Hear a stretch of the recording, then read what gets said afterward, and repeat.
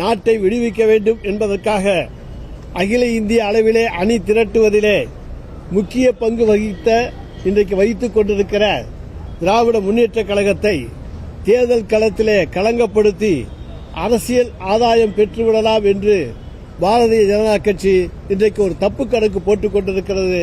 அதற்கு துணையாக அதிமுகவும் இன்றைக்கு துதிபாடிக் கொண்டிருக்கிறது. ஒன்றை மட்டும் சொல்லுகிறோம்.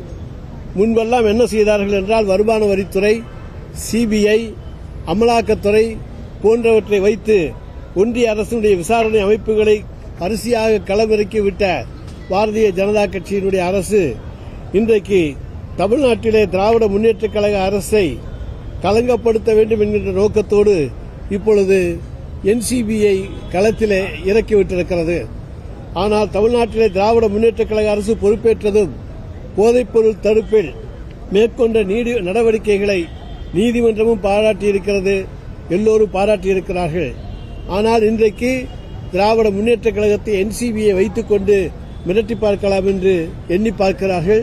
அதிலும் குறிப்பாக ஒரு விசாரணை அமைப்பினுடைய என்சிபியுடைய விசாரணை அமைப்பினுடைய துணை இயக்குநர் ஞானேஸ்வர் சிங் டெல்லியில் பத்திரிகையாளர்களை சந்திக்கிறார். ஒரு விசாரணை அமைப்பினுடைய ஒரு துணை இயக்குநர் இன்றைக்கு பத்திரிகையாளர்களை சந்திக்கின்றார். அதில் என்னவென்று சொன்னால், அந்த புலன் விசாரணை அமைப்பு முழுமையாக்கப்படவில்லை. முழுமையாக்கப்பட்ட பிறகு அவர் சந்திக்க வேண்டும்.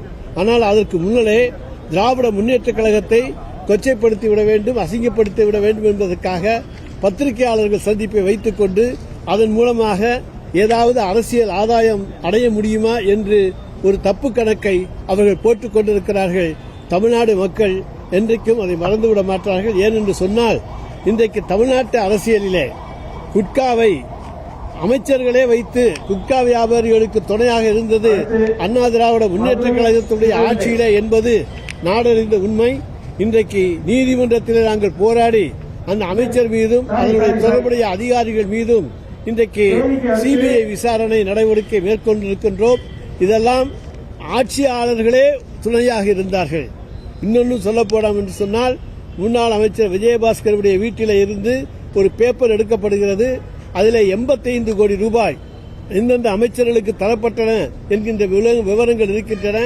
ஆனால் அதிலேயும் இன்றைக்கும் வருமான வரித்துறையோ அமலாக்கத்துறையோ யாரும் எந்த விதமான நடவடிக்கையும் எடுத்ததாக கிடையாது. எனவே இன்றைக்கு எந்த வகையிலாவது பாரதிய ஜனதா கட்சியை தாங்கி பிடிக்கலாம் என்று ஒன்றிய அரசுடைய புலன் விசாரணை அமைப்புகள் துடித்துக் கொண்டிருக்கின்றன. அவர்களுக்கு நாங்கள் ஒன்று சொல்லிக்கொள்ள கடமைப்பட்டிருக்கின்றோம். ஜாபர் சாதிக் மீது நீங்கள் பிப்ரவரி 15ஆம் தேதி அன்றைக்கு லுக் அவுட் நோட்டீஸ் பிறப்பித்திருக்கிறோம் என்கிறீர்கள். அவரை தேடப்படும் குற்றவாளி என்று அறிவிப்பதாக சொல்லியிருக்கிறீர்கள். பிப்ரவரி 21ஆம் தேதி அவர் மங்கை என்கின்ற படத்தினுடைய வெளியீட்டு விழாவிலே இங்கே கலந்து கொண்டிருக்கின்றார். அப்பொழுது உங்களுடைய என்சிபி எங்கே போனது? இன்னும் சொல்ல போனமேயானால் 2013லேயே அவர் மீது ஒரு வழக்கு வந்தது. அன்றைக்கு அண்ணா திராவிட முன்னேற்றக் கழகம் தான் ஆட்சியில் இருந்தது. ஒழுங்காக அந்த வழக்கையும் நடத்தவில்லை.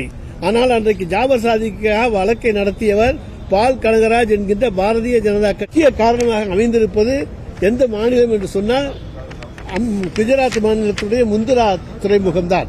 அந்த முந்திரா துறைமுகத்திலே 21,000 கிலோவும் கடத்தப்பட்டது, 9,000 கிலோவும் கடத்தப்பட்டிருக்கிறது. இப்படி பல்வேறு அது பாகிஸ்தான் அமைப்புகளோடெல்லாம் கடத்தப்பட்டிருக்கின்றன. இப்படி உத்தரப்பிரதேசத்திலும் குஜராத்திலும் மகாராஷ்டிராவிலும் தான் அதிகமான வழக்குகள் இன்றைக்கு போடப்பட்டிருக்கின்றன. எனவே இன்றைக்கு தமிழ்நாட்டின் மீது என தேர்தல் வருகின்ற பொழுது ஏதாவது ஒரு பொய்யான குற்றச்சாட்டை திராவிட முன்னேற்றக் கழகத்தின் மீது சுமத்திவிட முடியாதா என்று பகல் கனவு கண்டு கொண்டிருக்கிற இன்றைய ஒன்றிய அரசு அவர்களுக்கு ஒன்றை மட்டும் சொல்லிக் கொள்கிறோம். தமிழக மக்கள் ஏமாளிகள் அல்ல. அவர்களுக்கு தெரியும், திராவிட முன்னேற்றக் கழகம் என்றைக்குமே சட்டவிரோத நடவடிக்கைகளில் ஈடுபடாது.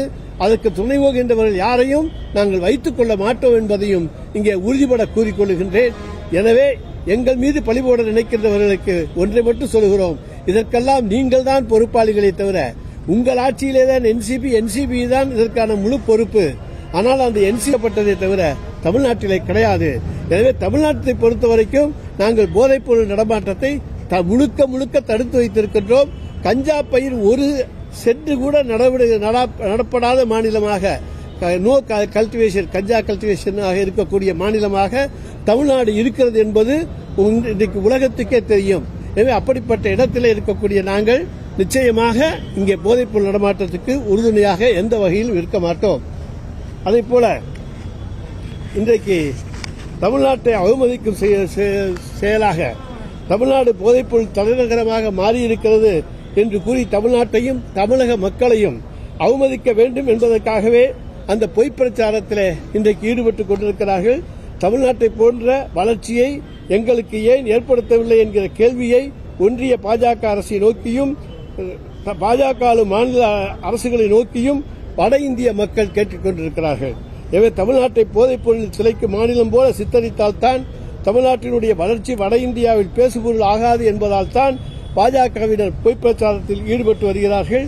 இன்றைக்கு சொல்லப்போனால் பலர் இன்றைக்கு பாஜகவில் இருக்கக்கூடியவர்கள் இன்றைக்கு போதைப்பொருள் கடத்தலிலே அவர்கள் ஈடுபட்டுக் கொண்டுதான் இருக்கிறார்கள்.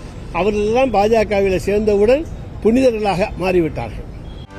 செய்திகளை உடனுக்குடனும் துல்லியமாகவும் தெரிந்து கொள்ள சப்ஸ்கிரைப் பண்ணுங்க.